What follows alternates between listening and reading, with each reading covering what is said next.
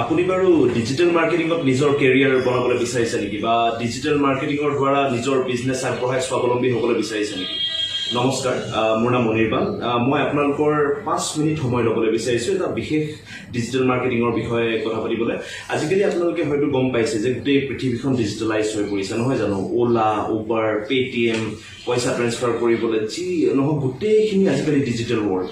প্ৰত্যেকটো বস্তুৱে নেক্সট 10 বছৰত কোৱা গৈছে যে এভৰিথিং উইল বি ডিজিটেলাইজ।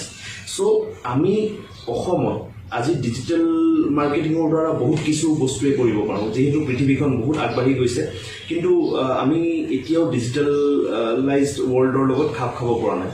চ' আজি ডেটত বহুত ল'ৰা ছোৱালীয়ে ডিজিটেল মাৰ্কেটিং শিকি পেলাই নিজৰ কেৰিয়াৰ বনাবলৈ উৎসুক হৈছে, বিকজ এইটো এটা নেক্সট বিগ থিং। যেনেকৈ ধৰক কম্পিউটাৰ চায়েন্সটো আজিৰ পৰা 20 বছৰ আগতে যেনেকুৱা আছিলে, কম্পিউটাৰ চায়েন্স সকলোৱে কম্পিউটাৰ চায়েন্স কৰিব বিচাৰে, নহয় জানো? ডিজিটেল মাৰ্কেটিংটো এতিয়াৰ সেই বস্তুটো ডিজিটেল মাৰ্কেটিঙৰ দ্বাৰাই চব হ'ব। আৰু ডিজিটেল মাৰ্কেটিংটো কিয় আপোনাৰ ইমান ওপৰলৈ উঠিব বুলি সকলোৱে ভাবিছে বা ওপৰলৈ উঠিছে, কাৰণ এইটো এক্সেচিবল সকলোলৈকে। ধৰক আগতে আমি মাৰ্কেটিঙৰ কথা যেতিয়া পাতোঁ, মাৰ্কেটিং বুলি ক'লে উচ্চ চামৰ হাততে মাৰ্কেটিংটো আছিলে। ধৰক পেপাৰত এড এটা দিয়াৰ কথাই আমি কওঁ, বা পেপাৰ এডটো দিবলৈ বহুত 1000 টকা দিব লাগে, পাৰ ৱৰ্ডত চাৰ্জ কৰে। আৰু যদি টিভি এডছৰ কথা কওঁ, সেইটোতো সাধাৰণ মানুহৰ হাততে নাই, বিকজ বহুত সেইটো অকল হাই প্ৰফাইল আপোনাৰ যিসকল এড এজেঞ্চিজ আছে তেওঁলোকৰ হাতত, বিকজ আপোনাৰ বহুত লাখ লাখ টকা খৰচ কৰি এটা এড দিব পাৰে। কিন্তু আজিকালি এডভাৰটাইজমেণ্টটো মাৰ্কেটিংটো নিম্ন মানৰ সকলো মানুহে ধৰক সকলোলৈকে এক্সেচিবল হৈ পৰিছে। অলপ মধ্যমবিত্তৰ মানুহেও মাৰ্কেটিং কৰি পেলাই নিজক স্বাৱলম্বী হ'ব পাৰে। গতিকে আপোনাৰ মই এই গুৰুত্বপূৰ্ণ কথাটো এতিয়া এইকাৰণেই মই ক'বলৈ ওলালোঁ যে মই এটা বস্তু দেখি পেলাই বিৰাট দুখিত হ'লোঁ যে ডিজিটেল মাৰ্কেটিঙৰ নামত বহুতে ডিজিটেল মাৰ্কেটিং শিকাম বুলি কৈ বা শিকিবলৈ যিসকলে ইচ্ছা কৰে বহুত টকা এনেই ৱেষ্ট কৰি আছে। চাওক, ডিজিটেল মাৰ্কেটিংটো কাটিং এজ টেকনলজি হয়। এইটো বৰ্তমানলৈকে কোনো ইউনিভাৰ্চিটি ইয়াৰ প্ৰপাৰ ডিগ্ৰী দিব পৰা নাই, যিহেতু এইটো লেটেষ্ট টেকনলজি।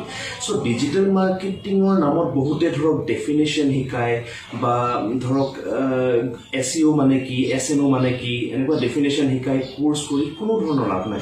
বিকজ এই ডেফিনেশ্যনবিলাক আপোনাৰ গুগল, ইউটিউব এইবিলাকত এভেইলেবল আছে। তাৰ কাৰণে টকা পইচা খৰচ কৰিব নোৱাৰে। সেইটো আপুনি গুগল, ইউটিউবত গ'লে আৰামছে আপুনি শিকিব পাৰিব, 1 টকা খৰচ কৰিবলৈ দৰকাৰ নাই। কিন্তু কথাটো হ'ল যে আচল ডিজিটেল মাৰ্কেটিং মানে কি? মাৰ্কেটিং মানে আমি কি বুজোঁ? মাৰ্কেটিং মানেই হ'ল যে আপুনি কিবা এটা বস্তুত 1 টকা এটা খৰচ কৰি এটা মাৰ্কেটিঙত কেনেকৈ 2 টকা উভতাই আনিব পাৰে, যোনটো ROI বুলি কয়, ৰিটাৰ্ণ অন ইনভেষ্টমেণ্ট। আপুনি মাৰ্কেটিঙৰ বিষয়ে ঢেৰ জ্ঞানৰ কথা কৈ আপুনি বোলে মাৰ্কেটিঙত টকা খৰচ কৰিছে আৰু পইচা উভতাই আনিব পৰা নাই, তেতিয়াহ'লে মাৰ্কেটিঙৰ কোনো লাভ নাই।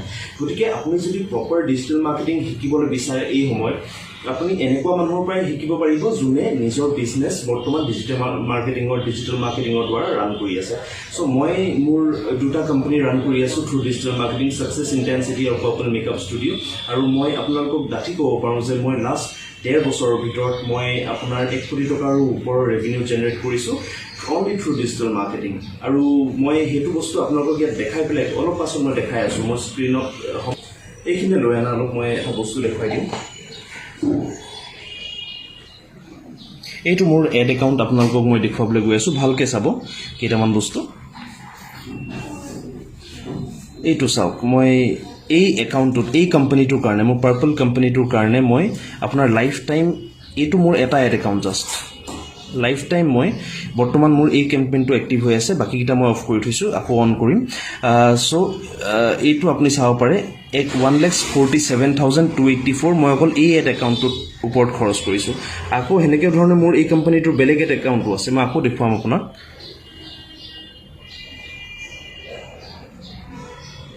এইটো চাব পাৰে, এই এড একাউণ্টটোতো আপোনাৰ মই প্ৰায় 65,047.28 ইমানখিনি টকা মই এই এড একাউণ্টটোৰ থ্ৰু দি মই খৰচ কৰিছোঁ ডিজিটেল মাৰ্কেটিঙত। এনেকুৱা এইটো মোৰ এটা কোম্পানীৰ, আৰু মোৰ বেলেগ কোম্পানীৰ বেলেগ এড একাউণ্টো আছে। চ' কথাটো মই এইটোৱে ক'বলৈ বিচাৰিছোঁ যে আপোনাক যদি কোনোবাই ডিজিটেল মাৰ্কেটিং শিকাবলৈ পাৰে বৰ্তমান সময়ত, তেওঁ এজন ডিজিটেল মাৰ্কেটাৰ হ'বই লাগিব। বিকজ থিয়ৰিটিকেল বস্তু শিকি পেলাই লাভ নাই। আপোনাক এটা আজিৰ ডেটত আপোনালোকে হয়তো নিশ্চয় জানিব চাগে, নেক্সট আপোনাৰ ইণ্ডিয়াত একৰ্ডিং টু ৰিপৰ্টছ বাই 2020 আৰু 21 ভিতৰত আপোনাৰ 20 লাখতকৈও অধিক জব আপোনাৰ ডিজিটেল মাৰ্কেটিঙৰ ওলাব আৰু একৰ্ডিং টু ৰিপৰ্টছ আপোনাৰ 4 লাখ ডিজিটেল মাৰ্কেটাৰ ইণ্ডিয়াত বৰ্তমান নাই এইটো নেক্সট বিগ কেৰিয়াৰ চ' কিন্তু কোম্পানীবিলাকে আপোনাক হায়াৰ কিয় কৰিব কেনেকৈ কৰিব তেওঁলোকে ইণ্টাৰভিউত এটা বস্তুৱে জানিব বিচাৰিব যে আপোনাক যদি আমি ডিজিটেল মাৰ্কেটাৰ হিচাপে হায়াৰ কৰোঁ আপোনালোকে আমাৰ কোম্পানীটোৰ কাৰণে মাৰ্কেটিং কৰি পেলাই পজিটিভ ROI আনি দিব পাৰিবনে নাই মানে পজিটিভ ৰিটাৰ্ণ অন ইনভেষ্টমেণ্ট আনি দিব পাৰিবনে নাই চিম্পল কথা যে 1 লাখ টকা যদি কোম্পানীটোৱে মাৰ্কেটিঙত খৰচ কৰে আৰু আপোনাক তেওঁলোকে হায়াৰ কৰিছে তেওঁলোকে বিচাৰিব ডেফিনেটলি 1 লাখৰ আপোনালোকে 2 লাখ বা 3 লাখ টকা ৰিটাৰ্ণ অন ইনভেষ্টমেণ্ট আপোনালোকে জেনেৰেট কৰি দিয়ক তেতিয়াহে তেওঁলোকে আপোনাক লগত নহয় জানো চ' কথাটো সেইটো অকল ডেফিনেশ্যন শিকি পেলাই ডিজিটেল মাৰ্কেটিং শিকিব নোৱাৰি প্ৰপাৰ কেম্পেইনত কাম কৰিব লাগিব প্ৰপাৰ বস্তু ডেফিনেশ্যনছখিনি অফক'ৰ্চ লাগিব আপোনালোকে যদি ডিজিটেল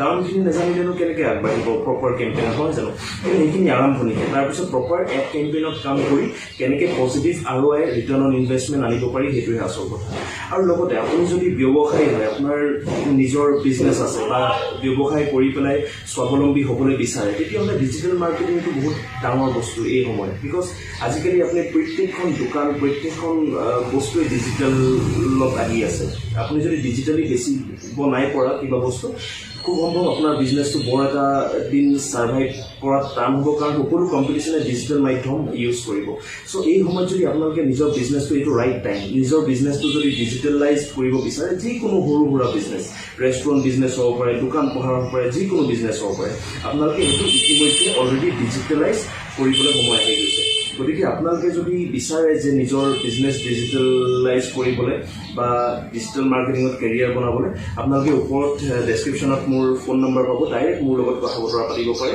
গতিকে মই 2টা কোৰ্চ বৰ্তমান ৰোল আউট কৰিম এটা হ'ল ষ্টুডেণ্টসকলৰ কাৰণে বা যিসকলে নিজৰ কেৰিয়াৰ ডিজিটেল মাৰ্কেটিঙত বনাব পাৰে তেওঁলোকৰ কাৰণে এটা কোৰ্চ আৰু এটা হ'ল যিসকলে ডিজিটেল মাৰ্কেটিঙৰ দ্বাৰা স্বাৱলম্বী হ'ব বিচাৰে বা নিজৰ বিজনেছত এপ্লাই কৰিব বিচাৰে তেওঁলোকৰ কাৰণে চ' আপোনাৰ 2টা কোৰ্চে পৃথক হ'ব আপোনালোকে মোৰ লগত কণ্টেক্ট কৰিব পাৰে আমি কথা বতৰা পাতিম আপোনালোকে আহি নিজেই চাবহি পাৰে গোটেই বস্তুখিনি বুজি ল'ব পাৰে আৰু যদি আমি দেখোঁ যে ইজনে সিজনৰ লগত আমি কাম কৰিব পাৰোঁ আগবাঢ়িব পাৰোঁ নিশ্চয় ভাল লাগিব ইমান দেৰি মোক সময় দিয়াৰ কাৰণে ধন্যবাদ